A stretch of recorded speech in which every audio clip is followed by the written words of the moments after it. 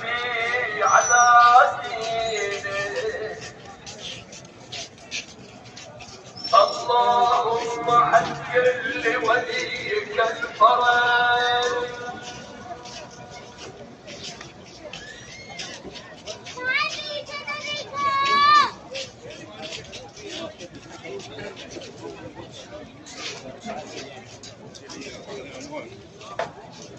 أعوذ بالله من الشيطان الرجيم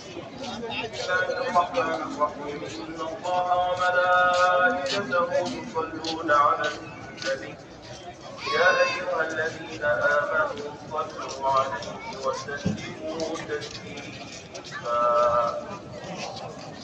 اللهم صل على محمد وآل محمد سبحان الله والحمد لله ولا